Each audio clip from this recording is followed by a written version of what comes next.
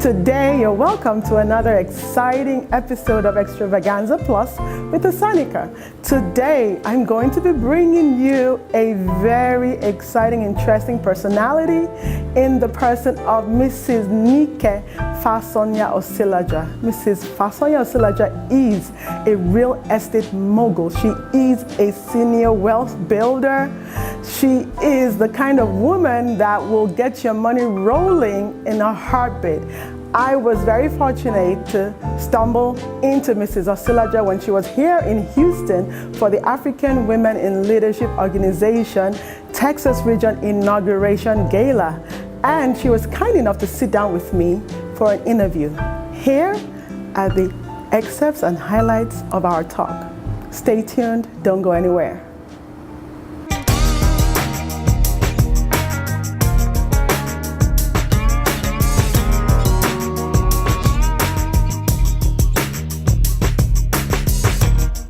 You're very welcome. Thank you very much, and thank you for having me. So, you are a lawyer. Yes, I am. How is it that you have become such a mogul in terms of wealth creation and investment? Well, I think that what law does is it sensitizes you to the needs of your client, because everybody becomes your client and you can meet them no matter what industry it is, because technically you are an advisor. So you might be advising in different areas, but at the end of the day, you are an advisor, so you always stay a lawyer. Wonderful. That's very interesting. I mean, I've heard so much about you, and especially from those that live in Chicago. Yes. You are very well known, in the financial circles. So I hear that you have a lot of accolades. You have like degrees, titles. Can you tell the viewers, a little bit about some of your qualifications in the industry? Yes. So I have a master's degree in law in the area of taxation. When I decided to go into my industry, which my chosen industry is real estate and mortgage finance, I am a certified mortgage consultant. I hold certifications in Islamic finance. I have a master's diploma in Islamic finance. I have certifications in commercial finance, residential finance, FHA, underwriting, endorsements, and multiple others. Oh my goodness, that is wonderful. You've done a lot of work, and honestly, I don't know what to say. I'm blown away. Thank you. You're welcome. So, what can you tell the viewers about what you do? I mean, what exactly do you do right now? Well, so we operate in 3 areas of the industry. We are in mortgage finance, we do real estate sales, and we consult in the industry. So we consult internationally more of the time. Wow. And for people looking to invest internationally, right now I'm focused on Africa, of which Nigeria is of course my base in Africa when I go there. And so we operate in those industries in certain areas. Wonderful. So, I mean, how viable is the Nigerian real estate market right now? Well, consider this. You're always going to make more profit, returns on your investment in a developing economy than you would in a standardized economy. So, the U.S. has been standardizing its real estate industry, the real estate market, for over 300 years, apparently.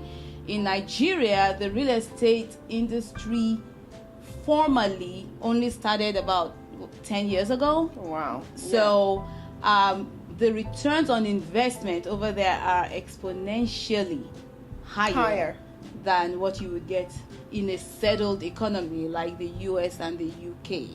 So you consider that real estate knows no borders anymore. Financial investment, financial wealth creation knows no borders anymore. You're right. The world is a global market right now. Exactly. So how can you attract investors to the Nigerian or the African real estate market? I think it's simply by looking at the numbers. If you look at the numbers, you would be a bad investor if you weren't blown away. You know, when I went to Nigeria for the first time, actually, to get into that industry on a consulting level in 2014, I went on behalf of the National Mortgage Refinance Company, which is from the CBN and the International World Bank. And just looking at the numbers was enough to tell me that this is something we need to show to the world. And that's why I decided to do that, because especially for us women, we need to know more about these things. We have not been trained to do this. So what we're doing right now is we speak everywhere. You know, my motto this year is speak everywhere to everyone, because there's so much to be told. We don't have a history, as especially African women, of learning formally how to create wealth. You know, I choose to educate in my area of strength, which is real estate. Consider that when you look at the factors of production, economics 101, right? Factor number one is land. And it's for a reason. Land has always historically been the number one creator of generational wealth. It is wealth that you make and you pass down. And that's the key word And there. that's generational wealth. Generational which wealth. is something that I think we women are lost on. You know, we feel it is the man's responsibility to create wealth and maybe generational wealth. But with you, it's been different. I mean, since I've been listening to you and watching your programs and hearing you speak, I'm beginning to have an awareness that that's not just a man's job. So in what ways can women, you know, begin to educate themselves about this very, you know, important point? I think that one of the problems we've had is that, you know, this has been made to be this high-powered, you know, high-level thinking thing, which it should not be, you know, because consider that we should go back. I have a talk that I give on secrets of our mothers. Our mothers' generation were wealth creators. We lost that. We became income generators instead. You know, we work and we get a paycheck, and we work and we get a paycheck. And there's nothing wrong with that. But remember that in those days, our mothers worked and got a paycheck, but they always had a side hustle. They always had a business on the side. It could be selling biscuits to your friends at school or something. They always had something going on the side. We don't have that anymore. We lost that creative instinct. And one of my other concerns is that we are in danger of passing that on to our children. And then instead of creating generational wealth thinkers, we're creating generational income generators. Oh my God. We are losing ground. You know, consider this, that the typical woman is going to buy a purse every year. And we are going to get our hair done, and we're going to get our nails done. By the time you look at what you're spending, especially in this current dispensation where there's this obscene need to wear top brand names, we are investing in depreciable assets. Your children are never going to carry your purse. Let me not say that because vintage is in, you know, but you know, your purses today will be junk tomorrow. And my goal is to change that mindset. Start with land. You know, we are branding Nigerian land. We are branding for the Nigerian real estate industry. I have chosen to be an ambassador for that industry because I do see huge opportunities there. Men, women, young, old, we should all be looking to put some money there. And don't worry about, oh, I'll never go home. See, that mindset is wrong because you're thinking you're buying to go and live in. When in fact, if you are an investor, you should be able to buy in China so long as you're getting the returns on investment. That's what you should be looking at. And the industry in Nigeria is so hot right now. You know, we hear all this stuff about the slowing economy and all of that. People are still making money there every day. Okay. Also, too, consider that the price of a purse will probably pay at least a month or two of your mortgage payment on land. Let's think about that. That is something worth thinking about. Viewers, this is a turning point. This will definitely change your way of thinking in terms of wealth building. So, I know there'll be, if I was watching, I would have so many questions. And one of the things I would probably want to know would be, can you give us an idea of what's the current average return on investment is, maybe in terms of percentage? Mm-hmm. Absolutely. So let me give you a few figures. Okay. So we are the exclusive U.S. real estate representative for Kayode Obembe and Co. Okay, let me ask you a question. Yes. That means you have a company that, is actually doing business in Nigeria. Absolutely. What's it From called? here. Wow, what's it called? So it's MVP Solutions. We do Wow. have a website, MVP Solutions Inc. But our Africa Real Estate website is africarealestatesales.com.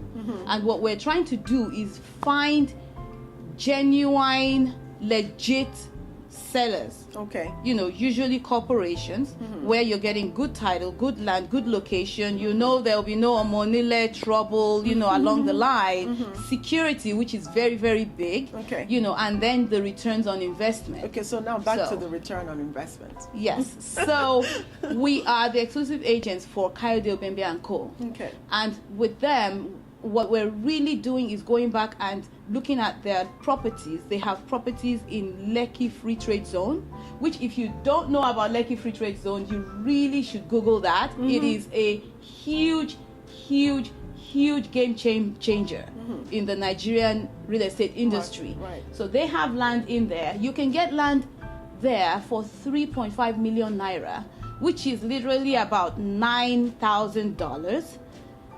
Now, And viewers, by the way, Lekki is the Houston equivalent of probably the Woodlands, Clear Lake, and environments. I'm sure if you live in Houston, you know what I'm talking about. Sorry, go ahead. Yes. So, for instance, they have land in the Lekki prime area, almost the downtown of Lekki, which is very close proximity-wise, right next door to the Dangote Industries being built over there, which is a huge investment. 25,000 hectares is my understanding. And you consider that about 5 years ago, you could buy land there for 500,000 naira. Today, it is 6 million naira. So that gives me an indication of the return on investment. Absolutely. And also how long it takes on the average to grab this return on investment. Definitely. That's a definitely. huge Mind-blowing. And it's not percentage. slowing down, because Lekki Free Trade Zone is going to become a huge hub of business, entertainment, almost like being in Dubai plus Manhattan at the same time. Ooh. So you couldn't buy land there and make a loss. It's impossible. Because the demand is only going to increase with the companies coming in. So it just absolutely makes sense for women. If you want to start in the game of, wealth creation through real estate, that's a go-to area. Absolutely. That's a go-to area, because you're starting small. You're getting good title, it's in a good location, and you can feel secure about your investment. So consider that when you have your money in the bank, it's paper. It's paper. It's not an investment. So I'm already thinking, how you want me to think. So right now, Yes. viewers, no more shopping for me for anything for the next 2 years.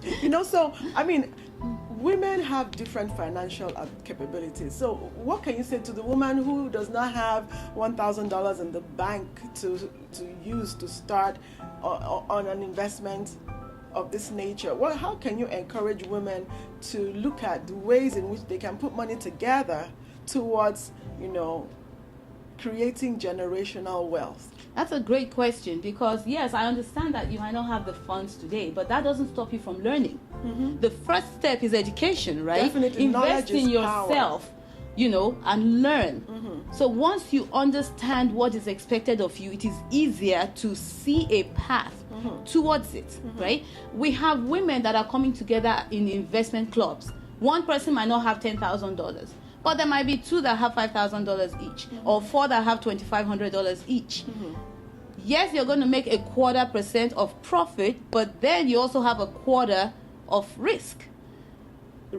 The most important thing is to start thinking that way, is to start seeing this opportunity and be able to train your girls so that the next generation is not hung up on these trivialities that our generation seems to be hung up on.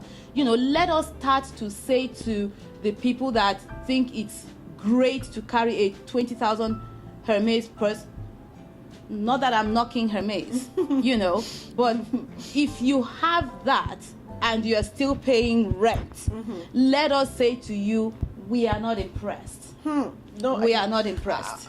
Well, viewers, no shade to those of us who are still paying rent. But I'm going to leave this interview with a completely turned around mindset about wealth and about how to create wealth. Yes. So how can your programs benefit the next generation? Well, this is why I speak. Okay. This is why everywhere I'm asked to come speak, I try to make the time to do so, because my goal is that even if we have stepped off the path, it's not too late for us to pull back, retrain ourselves, and more importantly, train our children. Let our children not think it is okay. Because of the current fad, they're growing up in an environment where it is supposed to be politically correct to, wear designer, not think about, things like home ownership, because the economic downturn too is making all kinds of, perceptions to, become popular. So I'm really glad that you're sounding an alarm about this at this time. So what else can you tell us about, educating not just the next generation, but even including the men? How can we get our men to be on our side? Absolutely. In this regard, I think that we need to be clear on what women's empowerment means, on what female empowerment means. It doesn't mean in your face aggravation. I don't think we need to do that. I grew up in an environment where my father would always say, you don't need to raise your voice to make your point known. So I think that if we calm down as women, accept certain things, we are not perfect. We should not aim to be perfect. We need to be able to speak our truth. And my truth may be different from yours. And my truth may be that I'm a housewife. And if that's what makes me happy, then I have created some wealth in my life, and I should be okay with that. So, how do I approach my husband? You know your husband. I don't think any man really wants to see his wife's, regression. And if you have a person who cannot see anything in your future but regression, maybe that's a whole different thought that you need to be working on. Maybe that's a whole different thought. Typical men that are secure in themselves, I think, actually encourage this in their women, because otherwise they would not have married a strong woman in the first place. You're very right. I believe strongly that a great man knows that to empower his wife or his daughters is not only to empower himself, it also means that he will have a successful home. Absolutely. Which translates into a successful society. Yes. Which builds a strong nation. And these are all the things that we all want to be and do in life. So, Yes. I want to thank you so much for taking the time out. Thank you. To come and from all the way from Chicago and bless us women here. And you're really a great woman in leadership, and I applaud you for all your work. And so I would like for you to just give the viewers, some information about how to reach you, how to enroll in your programs, or just information on how to do business with you, or how you can educate them, how can they get involved in your programs. Yes, so I'm on LinkedIn, obviously, Adenike Fasonya Oshilaja.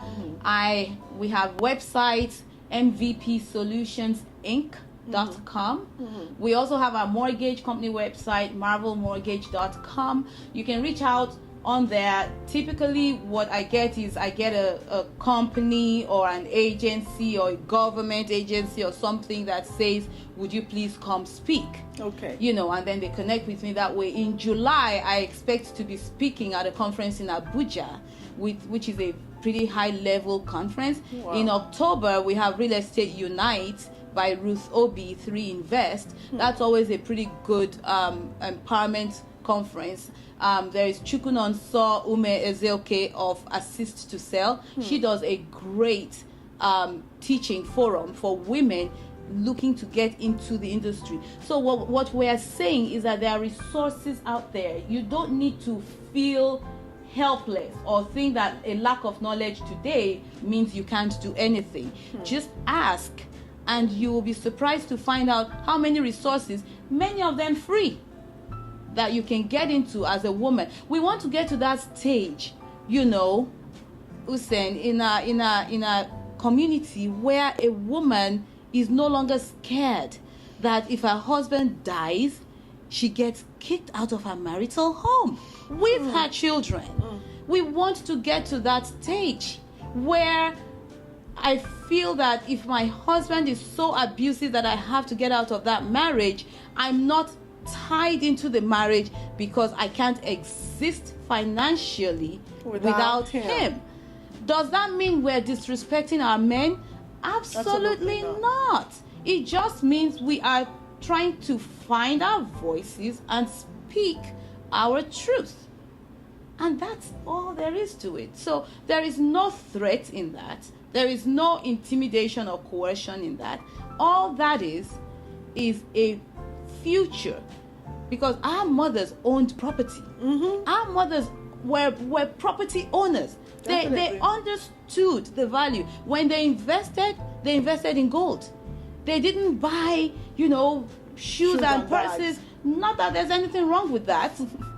I'm just saying, before you buy the shoe and purse, buy something, else. Buy some land, buy a property, start with that, and then buy the shoe and purse. We don't want you to own shoes and purses and be paying rent. We don't want you to buy, let me take that back. We don't want you to own $20,000 shoes or $20,000 purses and be paying rent. How about that? Does that make sense? That makes perfect sense. Good. Well, viewers, this has been a very educative time. I'm glad I've had this opportunity to sit here and speak with you. And so as you heard, plug yourself in, change your mindset about wealth creation, and definitely reach out and get educated.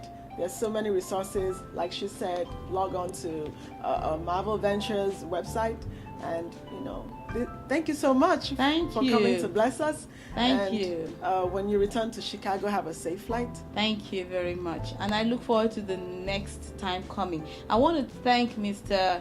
Elijah Atai for this great initiative, because I felt so impressed that's why I decided to come. So there are people out there trying to make a change. Definitely. We need to stop knocking things down, each other, and saying, oh, what are they doing, whatever. I think anybody that steps out to do anything at all, is to be celebrated, instead of us looking to find the holes in there and trying to figure out what his game plan is or what his payroll is or anything like that. If you can't do it yourself, then don't knock the people that even try. but let's support each other and we'll see a big difference. I know that Nigeria is poised for great things. I know that Africa is poised for great things. I live in the US and I'm an American, and I love my country.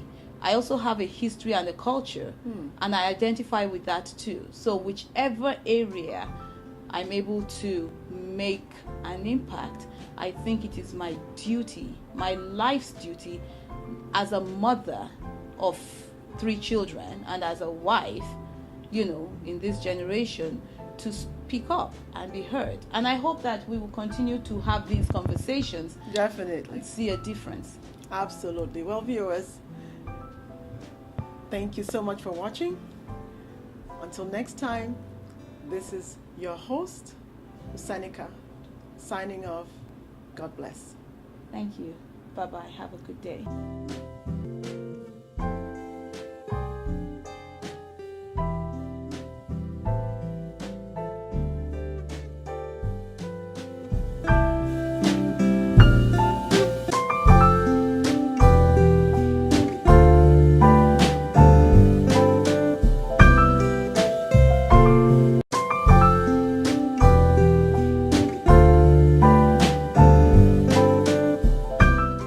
Today, our celebrated spotlight is on gospel music minister Anastasia Egbo, popularly known as Stacy.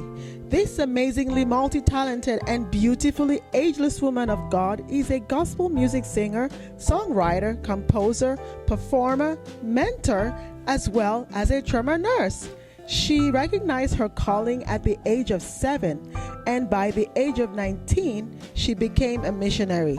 She started ministering in missions and music as a teenager with her college campus fellowship, Youth for Christ, a Believers Love World campus ministry of her alma mater, now recognized worldwide as Christ Embassy. This mother of 4 has traversed the world for Christ, ministering at numerous shows, concerts, churches in many countries like Belize, Sweden, Rwanda, Pakistan, Nigeria, and South Africa. And she goes about telling people about the love of Jesus and winning souls for his kingdom. That is what she says brings her the most joy. She is, of course, a household name here in the United States, especially here in her hometown, Houston. Stacy has released several anointed solo songs and albums, the latest of which is the album Life, Love, and Amazing Grace.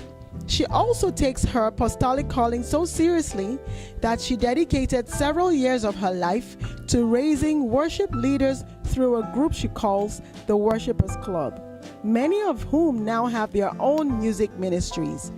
And yours truly here has been a member of Worshipers Club since 2010. Out of her many mission trips, Stacy has built many bridges, including an orphanage in Rwanda called the Mandela Village, where she takes in and caters for children orphaned during the country's historic genocide, as well as new orphans. Stacy is still building bridges of love today with her hands, her words, and her music. This is Anastasia Stacy Egbo.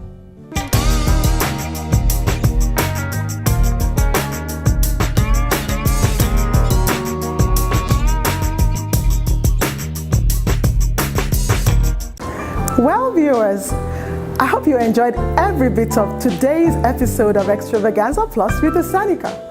Until next time when we bring you more interesting episodes, this is your host Usenika signing off. God bless.